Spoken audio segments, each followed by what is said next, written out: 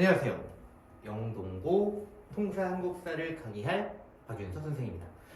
오늘 제가 개인적인 일정 때문에 설명회에 참석하지 못한 점 양해 부탁드립니다. 우선 먼저 간단하게 제 소개를 해보면은요. 저는 이제 현재 이투스 온라인 강의 통합사회 한국사 거기에 수능 강의도 진행을 하고 있고요. 압구정 센티움 학원 포함을 해서 몇몇 군데 강의를 진행을 하고 있습니다. 저는 이제 중학교, 고등학교 역사와 통합사회 교사 자격증을 소유를 하고 있는 나름대로 진짜 전문가라고 말씀드릴 수 있는 강사입니다. 자, 먼저 이제 교과서와 시험 범위를 잠깐만 먼저 말씀을 드려볼게요. 교과서는 이제 비상교육 출판사를 사용을 하고 있고요. 비상교육 같은 경우에는 읽기 자료가 상당히 많은 편이에요. 그래서 당연하게 시험 문항들도 읽기 자료들을 활용해서 많이 출제하는 경향이라고 보시면 될 것 같고요. 여기에 1학기의 중간고사 범위는 1에서 3단원 정도로 예상이 됩니다. 제 설명의 자료 그 앞쪽에 보시면은 통합사회의 단원별 특징 제가 추가로 첨부해 놓은 게 있으니까 그거 참고로 봐주시면 될 것 같고요.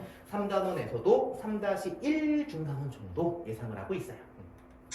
다만 통합사회 같은 경우는 교과서의 깊이가 상당히 얕은 편이거든요. 그러다 보니까 교육과정에 포함되지 않는 내용이 상당히 많이 출제가 될 거예요.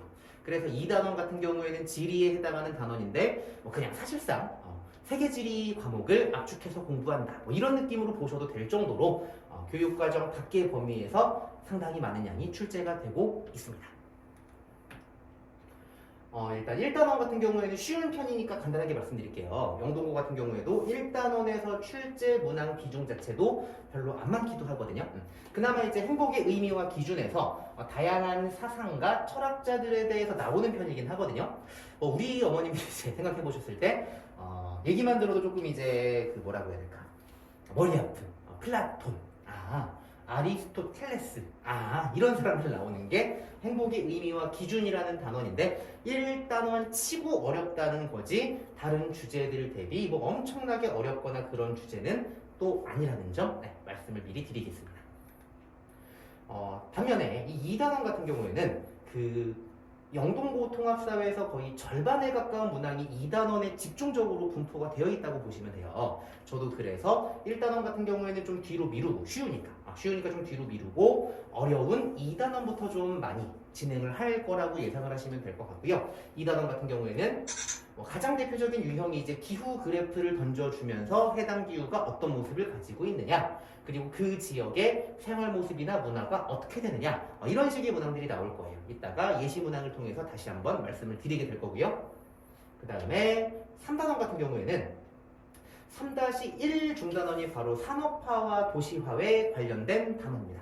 이 산업화 도시화 같은 경우에는 도시의 기능 분화, 도심이라든지 중간 지역이라든지 주변 지역이라든지 이런 식으로 그 개별적인 개념을 물어보는 것도 있지만 일반적으로는 둘 이상의 지역, 도시가 됐건 촌락이 됐건 아니면은 두 지역에 대한 인구가 됐건 아니면은 개수가 됐건 둘 이상의 개념이나 지역에 대한 표분석 이런 게 이제 어렵게 나온다고 보시면 돼요. 그래서 제가 감히 좀 말씀을 드리는데 통합사회 같은 과목 같은 경우에는 혼자서 할 수 있을 것처럼 보여요. 혼자서 할 수 있을 것처럼 보여요. 교과서 깊이가 굉장히 얕다 보니까. 하지만 실제로 우리 시험에는 교과서, 교육과정의 범위를 넘어서는 내용들이 출제가 되기 때문에 혼자서 공부한다? 저는 좀 글쎄요라고 생각을 하고 있습니다. 서술형 같은 경우에는 출제될 때도 있고 안 될 때도 있는데 이제 올해는 출제가 안 될 해이긴 해요. 작년에 출제가 되었으니까 올해 안 될 해이긴 한데 그거는 뚜껑을 뒤집어 봐야 아는 건데 당연히 나올 것으로 생각을 하고 강의를 진행을 할 겁니다.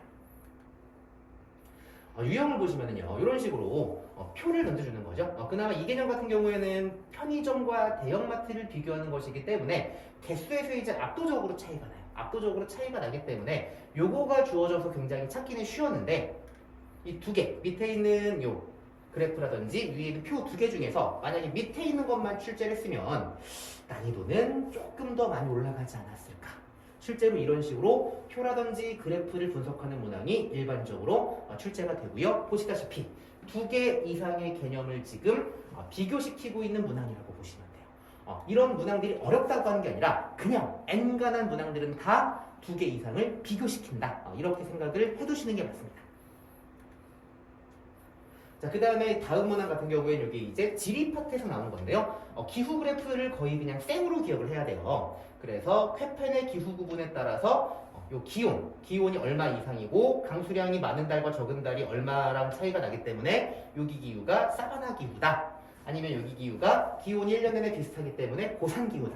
이런 식으로 기온과 강수량을 통해서 지역의 기후를 확인을 해야 되고요.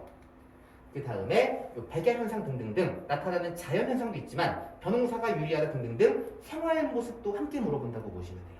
또한 가는 나는 가보다 이런 식으로 두 개 이상의 지역을 비교시키는 문항이 거의 고정적으로 나오는 게 영동고 통합사회라고 생각을 해보시면 되겠습니다.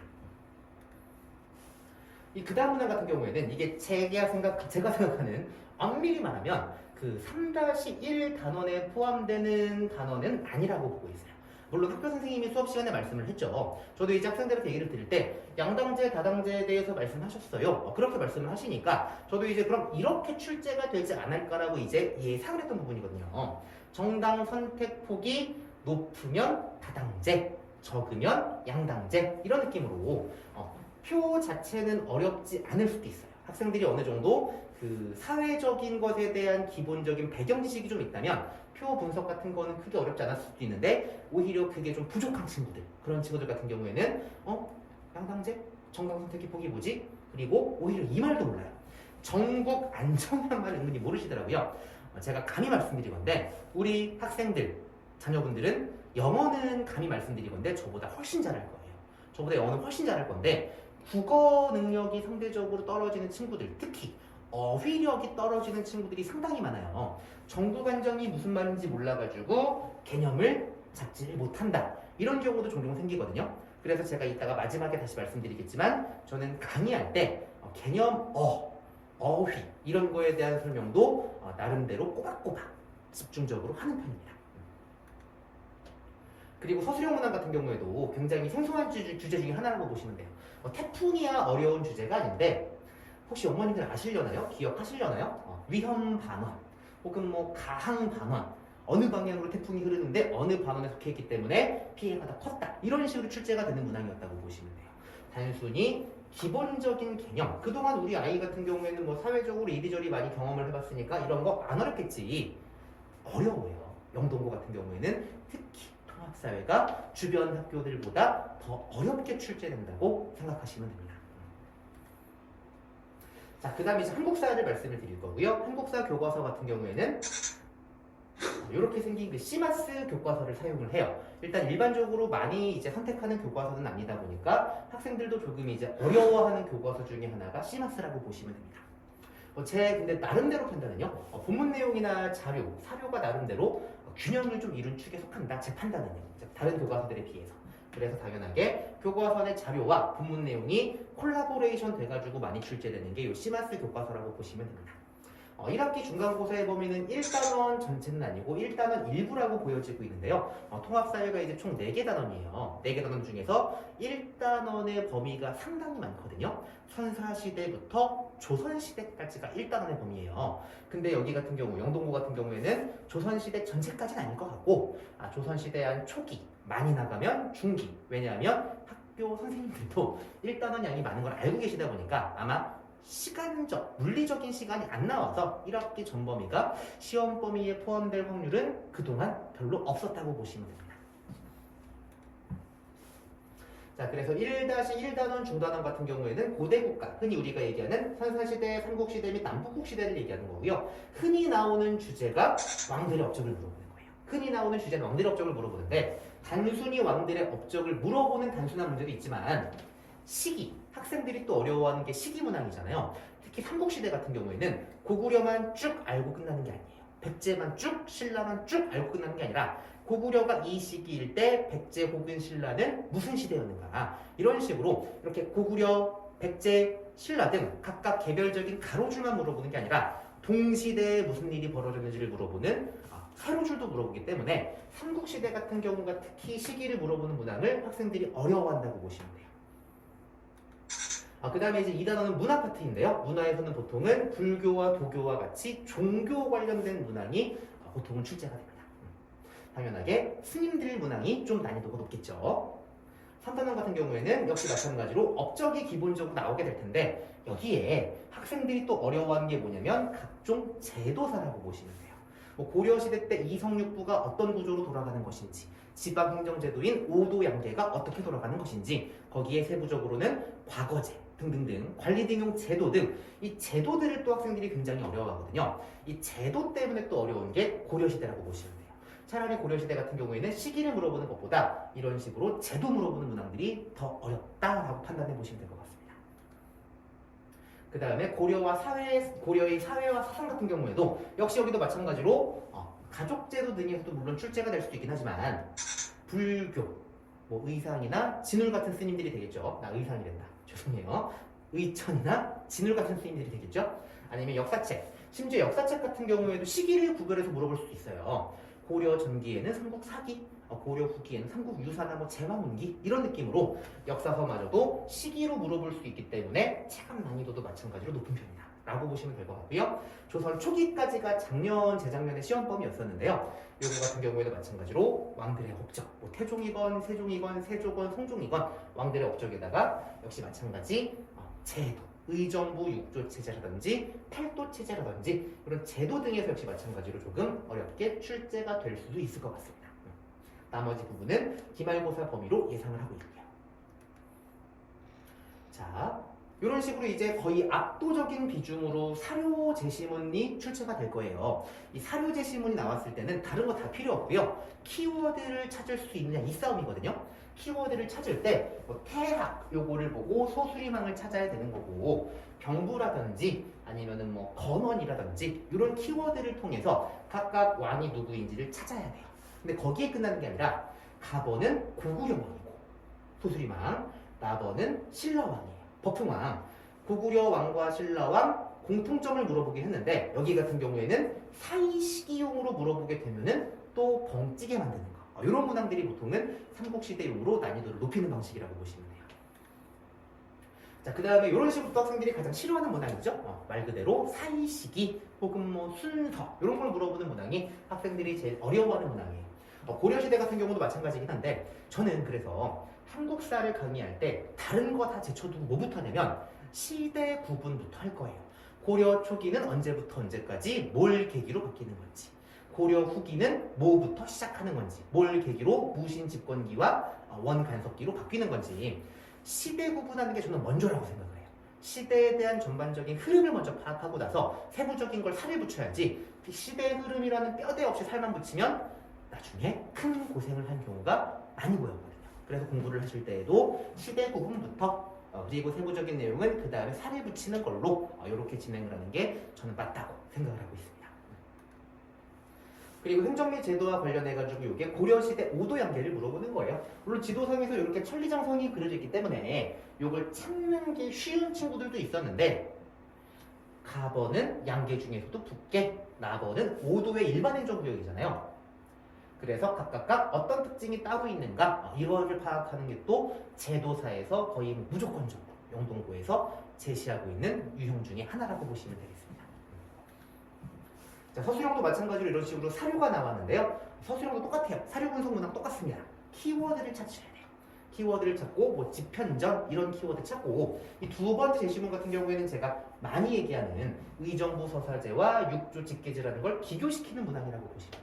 그래서 의정부 서사제를 파악을 한 다음에 세종대왕님을 찾아내고 그 세종대왕의 외교 정책을 서술하라 이런 느낌으로 단순히 사료만 적어주는 것이 아니라 사료를 통해서 누구인지를 찾고 그 사람의 왕의 다른 업적을 적게 만드는 이런 난이도의 유형이 서술형이라고 보시면 되겠습니다.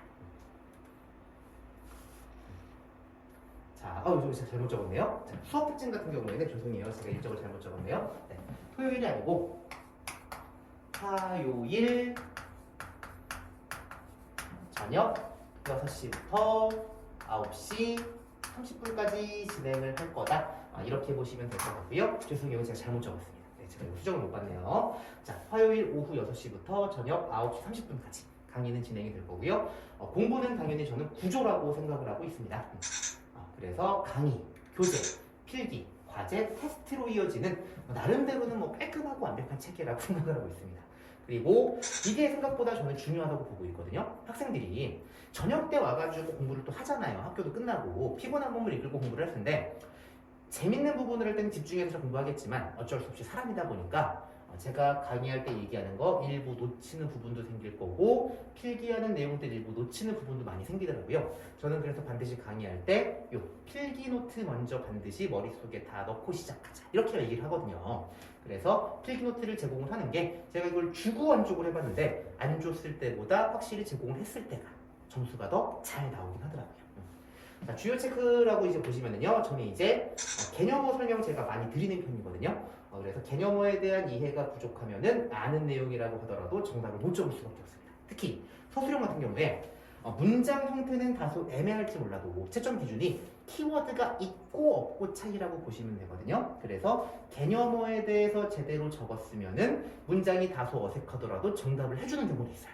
하지만 내용은 아는데 개념어를 모르게 되면은 정답을 못 적는 거잖아요. 그런 식으로 저는 이 개념어를 좀 많이 강조를 하는 편이에요. 수업 시간에 강의 시간에 개념어에 대해서 확실하게 이해를 하고 넘어가는 편이라고 보시면 되고요. 그리고 아까 이제 어머님들 보셨겠지만 단순히 암기하는 거 물론 통합사회 한국사를 공부할 때 암기하는 것도 물론 중요하죠. 암기하는 것도 물론 중요하긴 한데 문항들이 특히 통합사회가 더 다 제시문 분석형, 그래프 분석형, 표 분석형 이런 게 나오잖아요. 그래서 자료 분석형 문제에 대한 대비도 당연하게 평소에 열심히 해두어야 되는 부분이죠. 그 다음에는 그리고 또 보셨겠지만 2개 이상의 지역 혹은 2개 이상의 개념을 비교시키는 경우 이게 또 많이 나오잖아요. 수업 시간에 거의 막 항상 비교하는 게 나온다고 염두를 하고 공부를 하는 게 맞다고 봅니다. 기본 문제는 무조건 다 맞히는 게 당연하고요. 여기에 제가 이제 과제 등으로 제공하는 심화 문제들을 통해서 다양한 유형들의 문제들도 충분히 대비할 수 있어야 되고요. 그리고 당연한 또 당연한 얘기인데 과제 및 테스트 그리고 테스트에 대한 채점은 제가 직접 할 거예요. 직접 해서 많이 어려운 문항 같은 경우에는 제가 직접 첨삭까지 달아줄 거고요. 간혹가다 이제 정말 말도 안 되는 쉬운 문제 틀리는 경우 있잖아요. 그럴 경우에는 제가 조용히 불러서 뭐 다른 친구들 본 데서 안 할 거고 조용히 불러가지고 욕은 안 할 겁니다. 욕은 안 할 건데 약간의 정신교육 그런 시간도 갖는 시간이 있을 겁니다. 자, 과제물 얘기를 해볼게요. 최고 난이도 문항을 대비하려면 당연하게 계속적으로 영동고 스타일이잖아요. 자료 분석형 문항이 압도적으로 나오니까 자료 분석형 문항 중심의 과제를 계속해서 풀어봐야 되고요. 그리고 저는 또 이게 또 중요하다고 생각하거든요. 그 주 공부한 거 그 주 과제로 풀어봤으면은 학생들이 그 주에는 바로 공부한 주니까 이해를 잘 하는 편이에요. 근데 다음 주 되면 까먹어요. 그래서 다음 주 1주차는 그래서 제가 숙제, 과제 양이 상대적으로는 적을 거예요. 근데 2주부터는 2배씩 나간다고 보시면 돼요. 2주에 공부한 것 플러스 전주에 공부했던 거 복습용 과제까지. 그래서 같은 주제 및 다른 문제를 또 풀어보게 만들 겁니다. 테스트 같은 경우에는 당연하게 우리가 지금 영동고 시험을 대비하는 거니까 테스트는 영동고 기출들을 활용한 문항들을 중심으로 테스트를 진행할 거고요. 주관식 대비도 당연히 해야 되겠죠. 핵심 주제와 사건의 개념 등등등을 직접 손으로 채워보는 일종의 빈칸 넣기 이런 것도 준비가 되어 있고요. 만약에 이 과제들을 테스트들을 이제 통과하지 못하면 좀 슬픈 얘기긴 하지만 재시험. 그래서 간혹 가다가 우리 친구들이 집에 늦게 갈 수도 있다는 점 미리 양해 부탁드리겠습니다. 자, 피드백은 당연히 있고요. 과제 수행 정도 테스트 평가 점수는 당연히 부모님들에게 문자가 됐건 카톡이 됐건 제가 이제 보고를 하는 형식으로 당연히 진행을 할 거고요. 그리고 가끔 일부 학생일 수도 있고 전체 학생일 수도 있어요. 개념이 다소 부족하다는 판단이 느껴질 때에는 나머지 공부를 하고 가는 날도 있을 겁니다. 그리고 언제나 당연한 얘기지만 학생들마다 모르는 부분이 생기면 제가 항상 카톡이나 문자 제 번호를 오픈해가지고 열어놓을 거거든요. 그래서 모르는 부분이 생기면은 언제라도 질의응답을 시행할 수 있게 그렇게 제가 준비를 하고 있을 겁니다.